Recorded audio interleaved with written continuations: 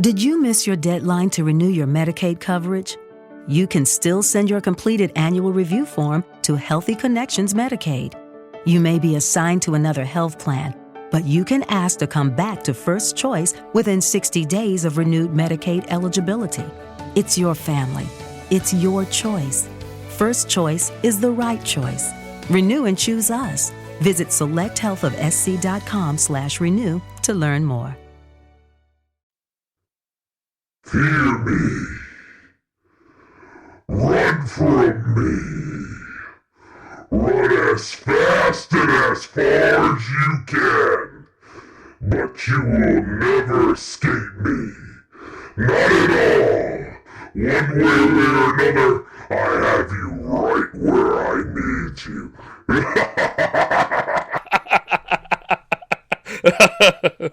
Oh yeah, look at him go. Oh no, they can hear my regular voice. It's fun while it lasting. Welcome to the J-Man Show here on J360 Radio.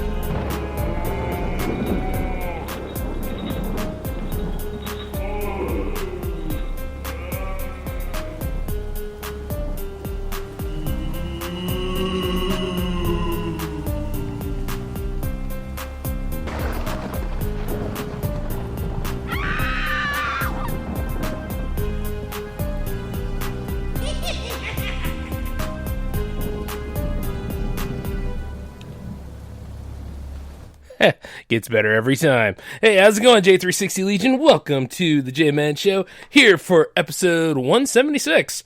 We making it! Woo! And, of course, happy Halloween, y'all. I hope you're out there having a good time doing whatever it is that you do, whether you're going out, staying in, just as long as you're safe and enjoying yourselves. Me, on the other hand, I'm still coming off of that birthday high I had yesterday, and I'm telling you this, one way or another, it was good. You know, I kept it kind of low key this year. You know, I had some festivities at the J360 house, but I also went back to my parents' place for a little dinner and a movie, and it was awesome too because managed to have some Chinese food, but managed to get some gifts in addition to watching he's my favorite monster, of course. I got to see a Godzilla movie, and it was the one that I never got the chance to see. It was called Shin Godzilla. Man, you talking about dramatic. That movie is awesome. Off the chain, even. Like, in here, I thought, like, you know, the movies where they make Godzilla the principal threat, like, they have that moment where it is tragic and is a lot of crazy stuff going down. But, yeah, this movie actually was on that level. I think it was on the same level as Return of Godzilla, if you will. You know, because, like, that one was where he was really, really menacing, too. It was like, wow. And not only that, but anytime you have Godzilla go through like 3 different metamorphoses in one movie, and it's just like he becomes into the form that we all know, it was actually really nice. Nicely done. I don't know how they're going to top that one. I'm not even expecting them to top it. It's one of those movies where it's like, it stands on its own pretty good. Let's not go ahead and bastardize this with a sequel. Among anything else, but you know, it's just one of them kind of things to think about from time to time. I just can't wait to see what they follow up with, or whether it's going to be another reboot, if you will, because you can do so many different takes with him. And keep it fresh. Now, as I hope, by the way, those who gave me birthday wishes and all, I want to say thank you, you know. It's a big shout out to all of you out there.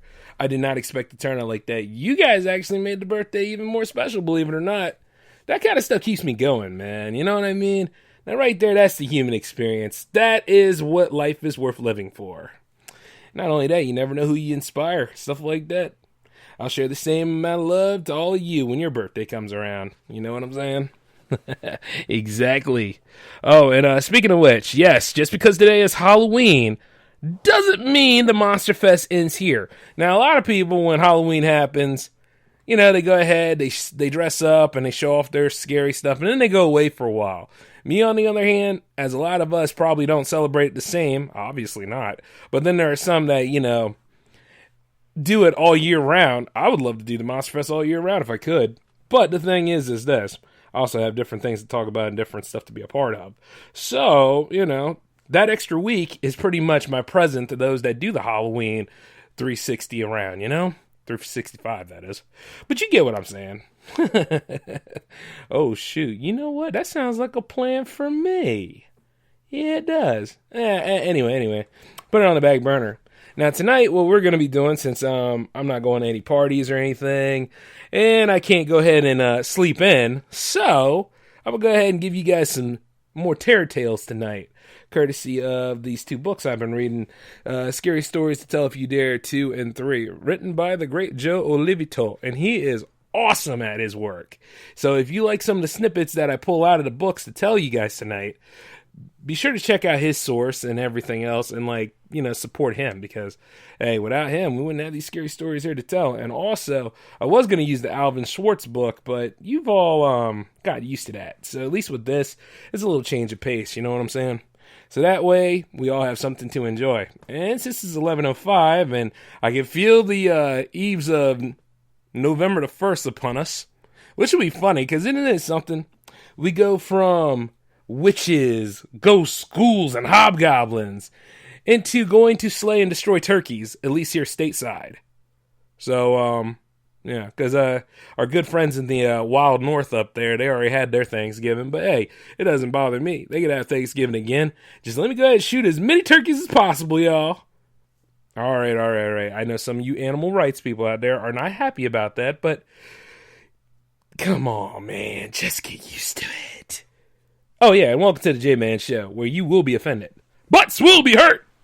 But anyway, let's go on ahead and get that ambiance right, because, you know, it's that time for it. Yep, Monster Fest storm that came in. Oh, speaking of which, you'll know when the J360 Monster Fest is over, because Jams is going to take us out next week. Yes, it all ends with J360 Jams, number 10. Now, that being said, though, let's go on ahead and take a look at some of these stories, shall we? Matter of fact, your first one tonight is called, what some of y'all are probably doing, A Night Drive.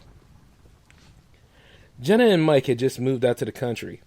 They spent a lot of nights driving around. It was a lot of fun to explore their new home.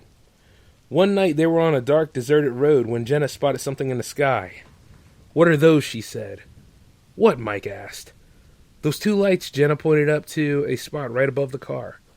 Mike looked up. Like Jenna said, there were two small lights flying above them. It seemed like they matched the speed of the car. "You think it's a plane?" Mike asked.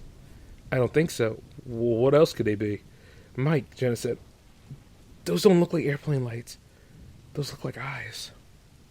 Mike looked at him again. They were so high up, it was hard to get a good look, especially while driving. But soon, Mike realized Jenna was right. The two lights looked like animal eyes. In fact, they looked like they belonged to a very big bird up in the sky. At first, Jenna and Mike didn't notice that about them. It was very dark and they couldn't see much, but now they were sure it was some kind of animal following them. "I'll speed up," Mike said. Let's just get away from him." Something about them eyes scared him. He drove faster, but the animal just flew faster. Jenna watched it follow them. "It's coming closer," she said. And it was. The thing was flying down towards the car. Now that it was flying so high up, Mike and Jenna could see it much more clearly. "What is that thing?" Mike said.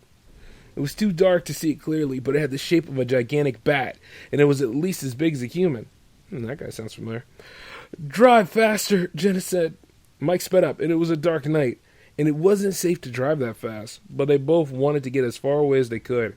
It didn't work. No matter how fast Mike drove, the animal kept up with him, and it seemed to be staring at them with its terrible eyes.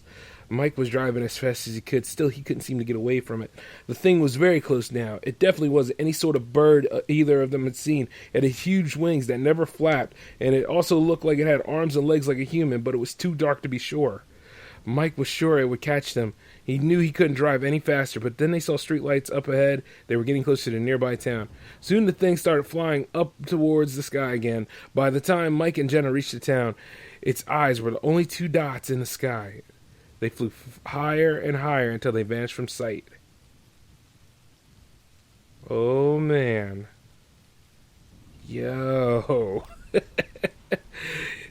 Speaking of which, this is based off of that Mothman story. Like, allegedly, if you're riding around at night and there's, like, two eyes that are glaring down and something's following you, chances are it's the Mothman. And then he would leave, like, something, too, because the way his wings are, they would leave, like, a pinstripe in your car.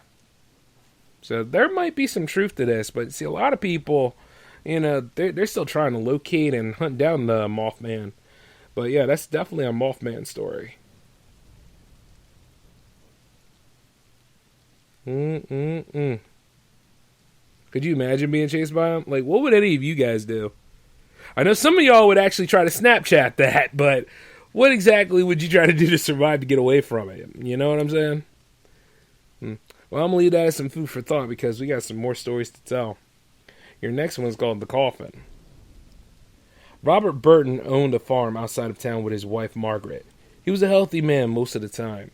But one day he got sick. At first he thought it was a cold, but it kept getting worse. One morning he wouldn't wake up. Margaret got the town doctor over. He looked Robert over and told Margaret the sad news. Robert had died. Margaret had been very in love with her husband. No one was surprised when she broke down crying at his funeral. The night after Robert was buried, Margaret had a dream. Robert was in it. He told her he was still alive and he needed her help. Most of the time, Margaret didn't believe dreams meant anything. But this time, it was different. She went to the doctor and begged him to check the coffin. The doctor tried to tell Margaret that Robert was certainly dead. He said it wasn't normal to have those type of dreams after losing a loved one. Margaret didn't care. She insisted they dig up the coffin. She said she would pay whatever it cost.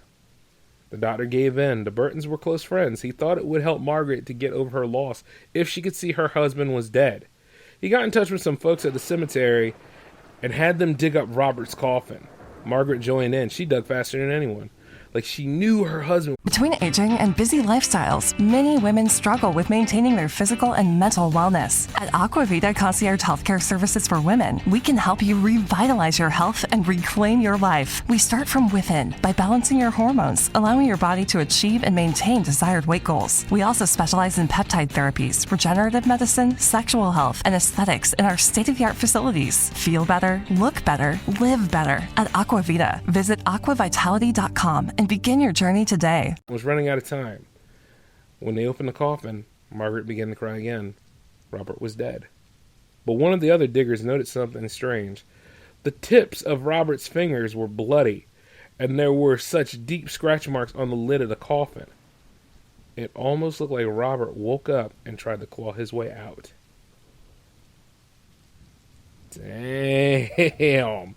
Yo, could you imagine, though? Like, there are moments, like, where your body just shuts down like that, and people cannot resuscitate you or so, and then chances are you do wake up, like, later on, so might be some truth to this one. Could you imagine being labeled or considered certifiably dead, and you're not really dead, you're just tapped out? That would suck. That is a scary way to wake up, like, you know, especially when you're, like, 6 feet under, or just trying your best to bust out and knowing full well you can't. And if you're claustrophobic, well, you know, ain't no way you're going to be coming out of there not screaming or whatever. But, you know, there is a sick gag you could do with that, right? Like, say, like, if the corpse is there and you had, like, one of your old phones that somehow still had power to it and you could call it, and then you'd ring it up, like, as soon as he's laying there and stuff, like, have any sort of theme or whatever you record playing each time. But don't do that. Respect the dead. Respect the dead. Moving on. This one's called Claw Marks. Christopher was driving home from work late last night.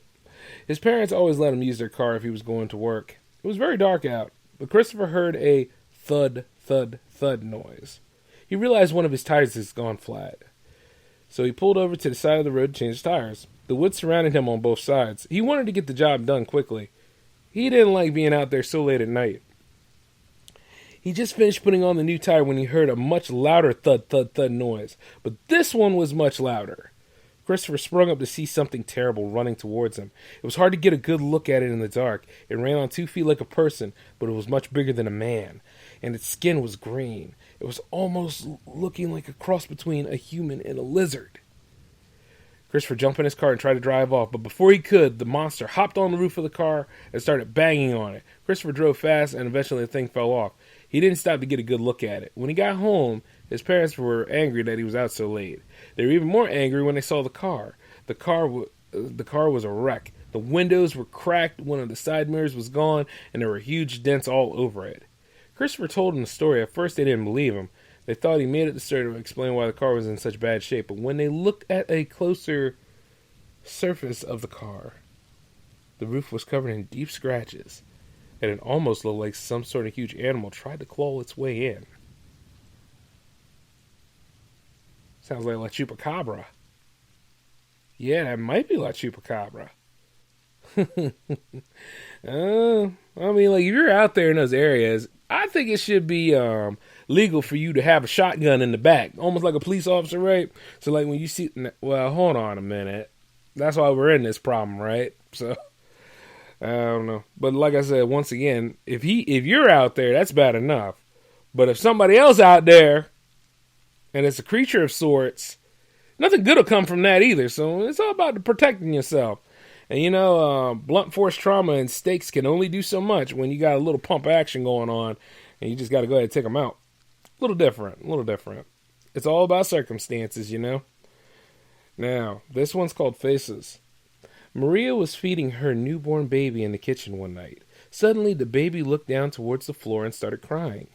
Maria looked down to see what upset her. To her horror, Maria saw the image of a human face had appeared on the floor. It almost looked like a child's painting. There wasn't a lot of detail, but it looked like the face was of someone who was in pain. Maria's son destroyed the face and poured new concrete over the spot on the floor. But the face appeared again the next night. This time there were more. They all looked like they were in pain or like they were angry. Maria and her son tried painting over them, but they would keep coming back. Every night it seemed like there would be more and more of them. It got so bad that Maria asked her priest to come and bless the house. When he arrived, he told her he knew why the faces kept appearing. Why, Maria asked. This land used to be a hospital, he said. A lot of people died here. The priest did a ritual to put the spirits at rest. After that, the faces stopped showing up. Over the years, some people stopped believing in the story. They thought Maria had made it up all for attention. But even though many tried, they were never able to explain where the faces came from. You know, there's a variation on that story too. Like, you know, when faces just randomly appear in things. No, I'm not talking about that Jesus stuff. But then again, it's Jesus. Jesus can appear anywhere he wants. You know, much like all the other stuff. Same thing with God. But here's the crazy stuff, right? Like when you have multiple moments like that. The one story I heard on a variation with this was when this man was accused. He had a criminal record, yes, but he was accused of raping and killing someone. And the thing is, he kept admitting that he didn't do it. He had nothing to do with it. He was not guilty at all. But no, he wasn't a guard. But the interrogating officer who had a record of breaking down even the most hardened criminals to get them to confess, he wanted to maintain his record. He wasn't trying to protect anybody. He just kept going onward and onward until he abused and beat the man. And the man, you know, got upset as they were taking him out. He said, I didn't do anything. And then he slapped his bloody palm on the wall. Okay? And then as soon as he slapped his bloody palm on the wall, you know, he walked out of there, but the bloody palm just, you know, stayed there. And each and every time, like that interrogating officer interrogated a suspect, the bloody palm would always be there. And then he tried to get painters to paint over it, try to get people to sand over it. But one way or another, that bloody palm kept coming. Till the one day when, you know, the guy was trying to interrogate another suspect, and then a heart attack happened, and that heart attack took him out, the bloody palm disappeared. So, you know, maybe there's some truth to that. Maybe, like, when they build houses on top of land of the restless, you know, chances are they're going to come and want restitution on your ass. Matter of fact, there's several movies about that. It's called Poltergeist. least 1 and 2. I don't know. I think 3 kind of sucked. Anyway. This next one is called Hands. Not a lot of people like to drive down the old road through the woods. The road should have been safe, but lots of people still get in accidents when they took it. Alan didn't know those stories. He was in the area one night visiting some old friends. On his way back, he decided to take the road. It was a nice night, and he liked driving through the woods on nice nights. Fool. The road was empty except for his car. He drove carefully in any case that animals would dart out from the woods. Alan had driven less than a mile when his car jerked suddenly to the right. He almost went off the road, but he was able to get the steering wheel straight again. When he looked down at the steering wheel, he was nearly frozen in terror. A pair of ghostly hands was gripping it. Without warning, they turned the wheel to the left. Again, Alan was barely able to get the wheel straight again. He tried to stop the car, but instead it was speeding up. He was flying down the road, going much too fast. The hands once again forced the car to the right. The wheels went off the road, but Alan got control of it again before driving straight into a ditch. For miles it went on like this. The ghostly hands kept trying to send the car flying off the road. It took all of Alan's effort to keep the car straight. All this time he was speeding like a madman. He didn't mean to, but it seemed like the car had a life of his own. He was sure he would crash eventually. Finally, Alan saw he was getting close to the end of the road. For some reason, he knew if he got there, he would be safe, but the hands were stronger than ever. His car would swerve to the right, then suddenly swerve to the left, and there was nothing he could do to stop it. Alan used all his strength to grip the steering wheel and keep it straight. He was so close to the end of the road, but he wasn't sure how much longer he could hold on. Finally, he reached the stoplight that marked the road's endpoint, and as soon as he got there, the car stopped, and the ghostly hands vanished from sight. Jesus Christ, man. Now that's scary. You know, I don't know what's scarier, that or the fact that, chances are it could be a ghost's foot or something on the gas pedal and never going towards the brake, even though you have to brake. And, oh my God, that's creepy. You know something, though? I think, like, certain roads out there do tell a story like that, especially, like, if the apparition is from maybe an alcoholic or somebody that was killed out there on the road, like vengeful ghosts and all, And this particular one was going to have him experience the same thing he experienced, regardless what. And either way, Alan would have been dead because of blunt force trauma. That's just crazy, though. Oh, boy. Oh, you'll probably like this one. This one is called The Unsolved Murder. Something strange was happening at the Gruber farm. One morning, Mr. Gruber found a set of footprints in the snow. They came from nearby woods and stopped at the farm. He looked around but couldn't find the person the footprints belonged to. Then the noises started. The family heard footsteps coming from some of the other rooms. When they were sure that no one was in them, the family maid quit. She said the house was haunted. Mr. Gruber also noticed that some items would go missing around the farm, like food. One morning, the Gruber children didn't arrive at school. For a few days, no one saw any member of the family in town. Some villagers finally headed over to the farm to see what the trouble was, and they found a terrible scene. Every member of the Gruber family was in the barn. So the new maid, oh wow, she was there too. They had been killed with an axe. Gee, I was thinking that she did it. But anyway. So that's when people remembered all the strange story Mr. Gruber had told. They didn't think much of him at the time, but now they seem more serious. The police figured that the killer must have been hiding out in different parts of the farm for a long time. One night he came out from hiding and killed the Grubers and their maid. But they never found the killer. Could you imagine, being, for one day, that things would, could you really imagine, for one day, things are normal, nothing's a problem, but then all of a sudden stuff starts disappearing around you, and things like where you put them, certain food items and all, and it's not because you ate them or anything, it's because, one way or another, you think it's haunted, but it's even worse than that. It's a stranger in your house. Some of them old houses and stuff that people will actually buy or look into, chances are, you have one of those things where it's somebody or anybody could come out of the crawl space or areas where you think people are not supposed to live at for quite some time, and you see sleeping bags. Did you miss your deadline to renew your Medicaid coverage? you can still send your completed annual review form to Healthy Connections Medicaid. You may be assigned to another health plan, but you can ask to come back to First Choice within 60 days of renewed Medicaid eligibility. It's your family. It's your choice. First Choice is the right choice. Renew and choose us. Visit selecthealthofsc.com/renew to learn more. Okay, round two. Name something that's not boring. A laundry? Ooh, a book club. Computer solitaire, huh? Sorry, we were looking for Chumba Casino. That's right. ChumbaCasino.com has over 100 casino-style games. Join today and play for free for your chance to redeem some serious prizes. ChumbaCasino.com. No purchase necessary. Void where prohibited by law. 18 plus. Terms and conditions apply. See website for details. Snickers bars, wrappers, any sort of thing that they could find, along with a pickle jar. If you think that's a pickle in it, you're not paying attention. That's you know what I mean. It's a toilet. One way or another, somebody is squatting in that house, and you probably just had the place at a reasonable price, or all those other scenarios where, you know, the deal's too good to be true.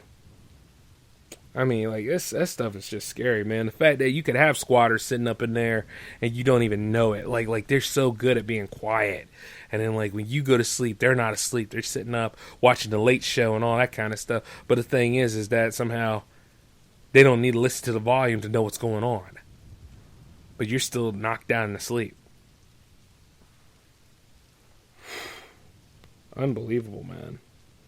All right, now these stories come out of Scary Stories to Tell If You Dare 3. This one is called The Chase. So let's see what happened. This happened when I was in high school. I was on the basketball team because we live in a very rural part of the country. We would have to travel to a very long way to play games against other schools sometimes. Usually we would stay at a hotel overnight after a game if the trip was going to be very long. But there were some trips when the school didn't have enough money to pay for hotels. This was one of those trips. After finishing up our game at another school many hours from our own, we all piled in a bus and headed back home. It was late at night and it would be a very long drive. Most of the others on the team fell asleep pretty fast. For some reason, I couldn't sleep very well, so I decided to stay up and look out the window during the trip. I lived near a Native American reservation back then. You couldn't see much of it in the dark night. But even so, I felt like I had to look out the window the whole time. It was almost like something was looking back at me. I should also point out that the bus driver was driving very fast at this point. He'd actually started driving very fast as soon as we got to the reservation. Before that point, he'd been taking it nice and slow. What I saw next would have been strange no matter what, but it was even stranger when I remember how fast we were driving. Out in the field next to the road, I saw a figure running towards the bus. We were going no more than 70 miles per hour at this point, but this figure seemed like it was gaining on us quickly. Once it was close enough, I could see that its body was the shape of a person's, but it was very tall. Its face was black, and its eyes were glowing. The figure was now running alongside the road and had no trouble keeping up with our bus, even though we were going so fast. It stared at me with just those terrible glowing eyes. I wanted to look away, or at least tell someone else about what I was seeing, but I couldn't seem to. Then the thing started smiling at me. This wasn't a normal smile. It was ear-to-ear smile, and beneath its lips, I could see the thing's horrible yellow teeth. I don't know how long this lasted, or it could have been a few seconds, but it felt like hours. And finally, the thing fell to all fours. It looked like its bones were starting to crack inside of itself, as if it was turning into some kind of animal. Hair started growing all over its body. After a few seconds, whatever it had turned into was a coyote, and I know what coyotes look like, having grown up near them, and that was exactly what I saw. It ran off into the night, and that was the last I saw of it. Yo. Skinwalkers, man. Oh, man, that is awesome. No, it's horrible as hell if you know the legend of a skinwalker, but that for this particular story, I think that's pretty cool. I mean, the fact that these guys have just come out of the woodwork, too. Like, you know, everybody talks about its cousin, the werewolf, but a skinwalker is just as deadly as can be, too. Might as well just go ahead and keep a lookout. I think skinwalkers can operate in the day, can't they? Now think about it. I should have pulled up the legend and told y'all about that a little bit. But, nah. Alright, so let's see about a few more stories for you all. Okay, the crying baby. A lot of baby stories, huh? Interesting. Lynn and Bobby's parents had gone out for the night, so Sam was babysitting them. Everything was normal for most of the night. They played games, watched TV, and told jokes. By the time it was dark out, they were all sitting around the TV downstairs watching the show. But soon they started to hear a noise that didn't sound like it was coming from the TV at all. "Did you hear that?" Sam asked the children. Bobby and Lynn both said they did. "It sounded like a baby crying outside," Lynn said. Sam agreed that it did. The crying seemed to be coming from right outside the front door. "You two stay here," Sam said. "I'm going to go see what's wrong." "Should we call the police?" Bobby asked. Yeah. Bobby has a very deep voice for an 8-year-old. Kind of like Gohan. "Wait for me to get back," Sam said. "I'll call them." Sam headed upstairs and walked out the front door. A few seconds later, the crying stopped, but Sam didn't come back in right away. "She's probably trying to calm the baby down first," Lynn said. "She'll be back." But she didn't come back. Many minutes passed. Lynn and Bobby started to get very scared. They both looked out the window, but they didn't see anyone. They thought about going outside to look for Sam, but they had been told to stay put. The children tried to call her, but no one answered. Bobby finally decided to call the police, and when he told them what had happened, the officer on the other line told them to stay put. He was sending somebody over right away. The officer made them promise not to go outside in the meantime. The police got to their home very quickly. They ain't the cops from around here then. Bobby and Lynn asked where Sam was, but the officer wouldn't say anything until their parents got home. One officer sat with them around the TV while another waited by the door. Bobby and Lynn's parents got home about an hour later. When they saw a police car in the driveway and an officer waiting at the door, they rushed inside and asked what was wrong. The officers told them what happened. They told Bobby, Lynn, and both their parents to call the police if they ever hear a baby crying outside again. There was a killer on the loose in the state who was tricking people into coming outside by playing a recording of a baby crying outside people's homes. When someone came out to find out what was wrong, he would usually force them into his car and drive off with them. Only one person managed to escape so far. That's how the police knew about his trick. The killer usually played his trick on babysitters. So watch your ass! Yeah, well, honestly, though, that's not too far from the truth, because if you consider, like, some of the voice changers out here, oh, there I go. But if you consider some of the voice changers and things out here, and not to mention that as everybody has a camera, everybody has a voice recorder, too. You got to be careful. And some of those voice recorders, can be very accurate in what sounds they pull, especially when it comes in clear as a bell. Yeah, man. You gotta always check yourself. Whether you're a kid or whether you are a teenage woman, things like that. Just gotta be aware of what's going down. Now, your next one will be The Woman in the Window. Charles Perry was a soldier in the Civil War, but he wasn't always fighting in battle. Sometimes his job was to go to nearby farms and houses to ask for supplies. Because of the war, people knew the army needed milk, eggs, water, and other things like that from time to time. Charles was looking for houses to get supplies from one day when he found an old farm in a part of the country that he'd never been to before. Smoke was coming out of the chimney, so he knocked on the door and asked to come in. No one answered. He knocked harder and told him he was a soldier who needed supplies for the army. Still no answer. At first, he decided to look for another house. Maybe who lives here forgot to put the fire out, he said to himself. Charles started to walk away when he noticed something in the upstairs window. A beautiful woman was looking down at him. She had flowing brown hair and wore a pink silk dress. Hey, baby. This made Charles change his mind. He forced his way into the farm and called out for the woman. "Why didn't you answer me?"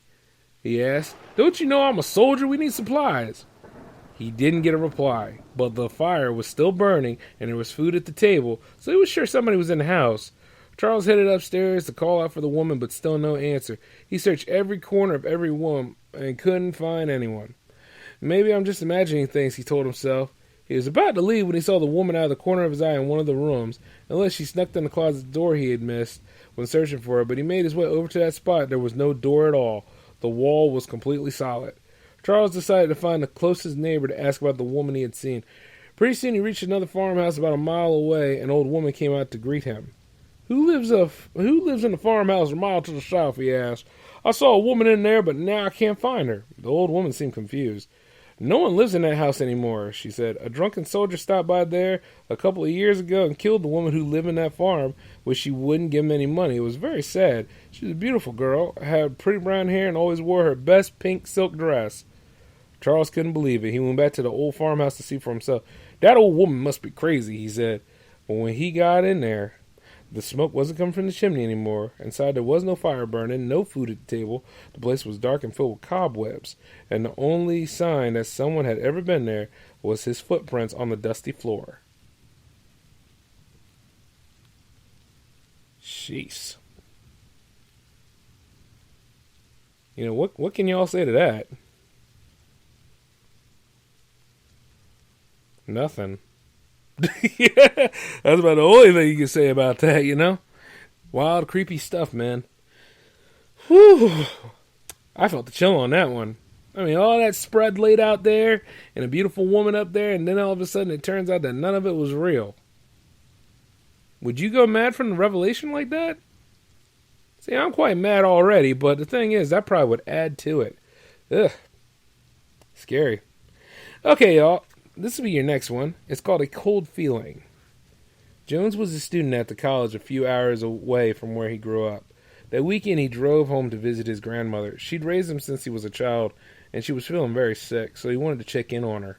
When Jones reached his grandmother's house, he saw that she was much sicker than she had told him. "I have to take you to the hospital," Jones said. "You need to see a doctor." "I don't need to go to no hospital," his grandmother said. "I'll be fine." She was an old-fashioned woman who thought she could take care of herself. Most of the time, Jones would let her make these types of choices on her own, but this time was different. He knew she'd get much worse if he hadn't get her some help from a doctor. Finally, Jones convinced his grandmother to let him drive her to the nearby hospital. He stayed with her for a few days, but he had a big test coming up, so by Wednesday he had to drive back to the college. His grandmother had been pretty calm during her time at the hospital, but when Jones said he was going to drive back to the college, that changed. She was very upset and asked him not to leave. "I have to go back to school for this test. I'll be back here very soon," he said. That night, Jones drove back to the college. Was already cold. But as he drove back, he noticed his car kept getting colder and colder. Much colder than he thought it should be. He turned up the heat, but it didn't do any good. Then he saw something in the rearview mirror. When the car was at its coldest, he swore he saw his grandmother wrapped up in a blanket in the back seat. He parked the car and turned around to check, but there was no one there. "Must have been my imagination," Jones thought. He started the car again and began driving back to the college. His friends were waiting for him in the parking lot as soon as he got there. "There was a phone call for you," one of his friends said. "I think you should go and find out what it was all about. We'll unpack your car." Jones did as he was told. In the meantime, his friends took his bags up to his room. They noticed the inside of the car was very, very cold, far too cold for that night. When Jones got back to the room, he told his friends what the phone call had been about. It turned out his grandmother had died in the hospital while he was driving to the college. The doctor said she died at 7 o'clock that night, and that was the same time he seen her in the rearview mirror. Whew. You know, I just felt some chills from that, too. Tell you the truth, it doesn't take much, man. Like, you know, you should really feel the temp sometime. I remember reading this story, and I think I told you all that, where there was this haunted room at this college. And the thing is, the reason why they knew it was haunted was because whereas everything else was warm in the dorm, that particular room was always cold. And it stayed cold to the point where if it got colder, there would be the image of a young man or a young woman in there. And as that person is in there, it's said that that person is actually the spirit of someone who was killed or some sort of way died in that room. And they kept trying to exorcise it in some ways. And then in another way, like they kept trying to get rid of it to no avail. It got to the point where they shut down that whole area in the college. And you see, like, some of these colleges are very old. And then, like, these dorm rooms and living spaces, did they ever get checked out? Or you know what I mean? Like, you always question that. But some of these very, very old places, they might have some stories to tell in them. I remember, like, I lived on a dorm one time. This is when I was going to DSU for that 1 year. And it used to get real cold up there. So, I don't know. Maybe there was a haunted area nearby. But I didn't see too much of anything other than, like, drunk fools pooping on the floor and crap. Yeah, you know, dorm life, man.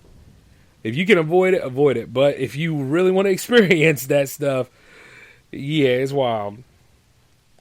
So, let's see. We got a few more minutes in the show, so you guys think you're ready for one more story before I go ahead and I hit us out of here? Yeah, let me go ahead and give you another one. This one's called The Prank. During the first few weeks of college, the frat would play pranks on the new students who wanted to become members. This had been going on for years. They needed to put their new members to the test to make sure they were serious about wanting to join. Of course, that wasn't the only reason for pranks. The older members of the frat had a lot of fun laughing at the way their pranks and tricks would scare the younger students. That's why they were so unhappy with one student who wanted to become a member of their frat. His name was Jeremy, and nothing they did seemed to bother him very much. Tricks that would terrify others didn't seem to scare Jeremy at all.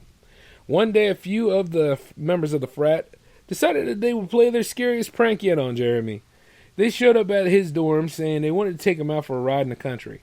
They said there was something he needed to do if he really wanted to join the frat. Jeremy agreed, but he was already seemed a little more frightened than he usually would be. But since he didn't say very much for the entire ride, about a half an hour of driving, they reached an old abandoned house. It was very dark out. "We're going down to the basement," the driver of the car said. "We have to show you something down there, Jeremy." They all went down to the basement, two of them holding Jeremy by the arms to make sure he wouldn't run away. That should be a red flag right there. The driver carried a bag with him. Jeremy wasn't sure what could possibly be in it. When they got down to the basement, they needed flashlights to see, and it looked like all that was down there was a small bed. "Get on that bed, Jeremy," the driver said. "You have to do this if you want to be part of our frat." Another red flag. At first, Jeremy didn't move, but he figured that this was just a prank and he'd be fine. But when he got on the bed, the boys suddenly held him down. They tied his arms and legs to the bed so tight that he could barely move. They put a gag in his mouth and a blindfold over his eyes. What kind of club is this? "Don't worry, Jeremy," the driver said. "All we're going to do is cut your arm a little so we can get a few drops of blood. We need to know if you have what it takes to be a member of our frat." Jeremy tried to struggle, but he was tied up so tight he couldn't do anything. In the meantime, the driver took out a knife. He never actually planned on cutting Jeremy. Instead of using the dull blade of the blade, he ran the dull flat side of the blade along Jeremy's arms. One of the other boys poured out a little bit of cold water over the spot where the driver had ran the knife along Jeremy's arms to make him think he actually been cut. They knew Jeremy was so scared he wouldn't realize the water wasn't actually his blood. They had to all try very hard not to laugh while they played the trick. They also set up a pan beneath Jeremy's arm so he could hear the water dripping down. They tied the water bottle to a rope hanging from the ceiling, tilted it just perfectly so it would continue to slowly drip water in the pan. That way Jeremy would hear the dripping and think he was still bleeding. "Oh, we're going to go out for a little bit," the driver said. "We should be back in a few hours. Don't bleed too much, Jeremy. We hope none of the rats down here get you while we're out." The older members of the frat went driving around for a while, joking how badly they finally scared Jeremy. They couldn't wait to see the look on his face when they got back. But when they finally got back to the basement, all that changed. Jeremy was so still, it looked like he almost had fallen asleep. When they took off the blindfold and the mouth gag, they could see that his face was frozen in a look of complete fear. They tried to get Jeremy to snap out of it, but he wouldn't respond. The frat members got kicked out of the school after that. The doctor had told them Jeremy died of fright. Oh, snap. Man, that's crazy, right? But, honestly, back in the day, fraternity pledges used to go through a lot of rigorous training, man, just to be part of a group. I mean, at the end of the day, you always remember that you're going to be part of a brotherhood, regardless of what sort of pledging activities you get thrown into. But yeah, they went a little too far on a few things back in those days. See, nowadays not so much because the hazing, led to harassment. But you see, back in those days, though, if you weren't part of it and you weren't willing to deal with that stuff, they said you weren't material and you didn't get to be a part of it. There's a lot of movies that talk about that sort of thing, particularly Animal House, and if you went to a historical black college, School Days.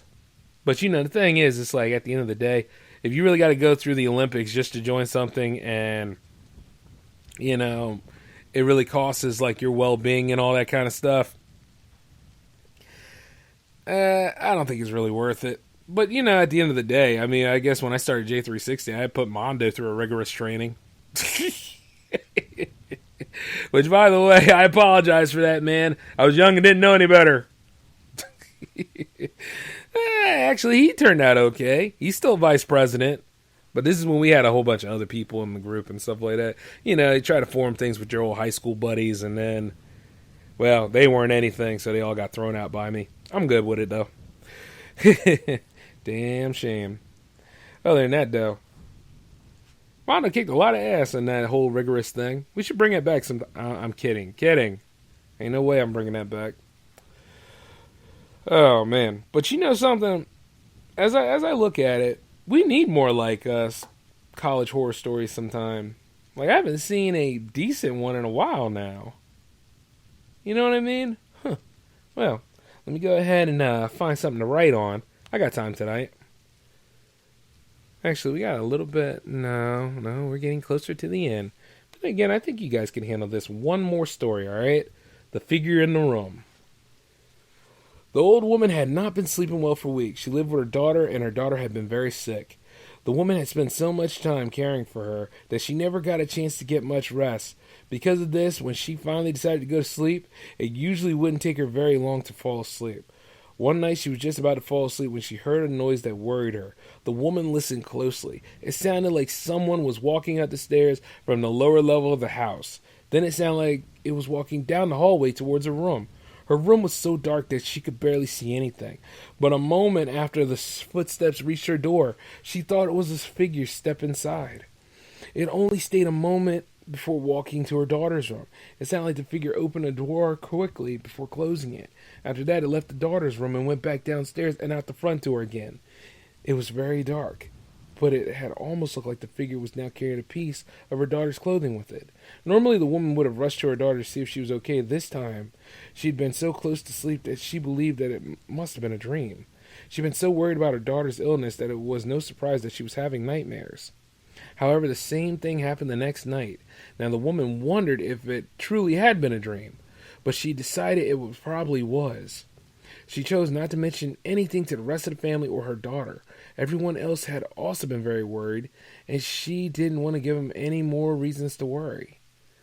Then it happened again. On this night, the woman knew she wasn't awake, so it couldn't have been a dream. But she still thought that maybe she was just imagining what she had seen.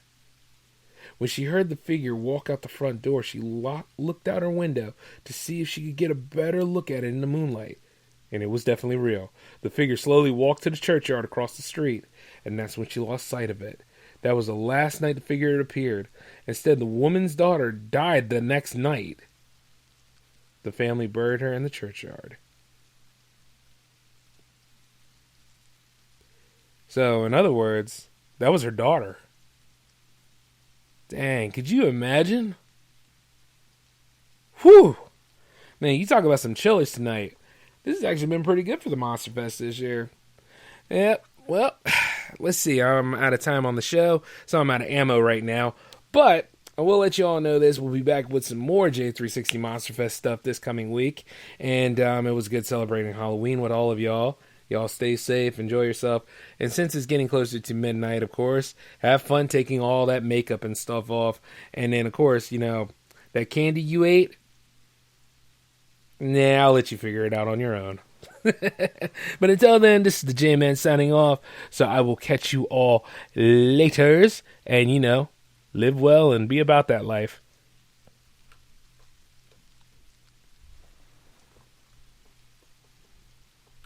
Oh, come on. Get the theme song going.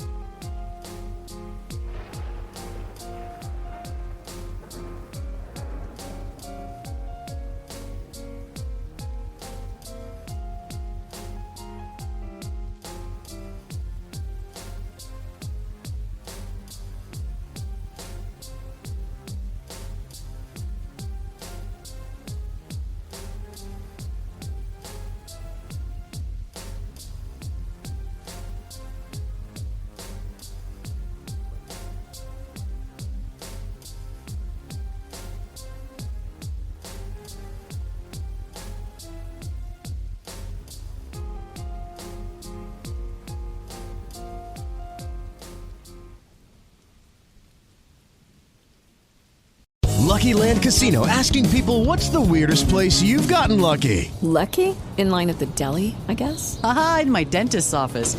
More than once, actually. Do I have to say? Yes, you do. In the car before my kids' PTA meeting. Really? Yes. Excuse me, what's the weirdest place you've gotten lucky? I never win and tell. Well, there you have it. You can get lucky anywhere, playing at LuckyLandSlots.com. Play for free right now. Are you feeling lucky? No purchase necessary. Void where prohibited by law. 18+. Terms and conditions apply. See website for details.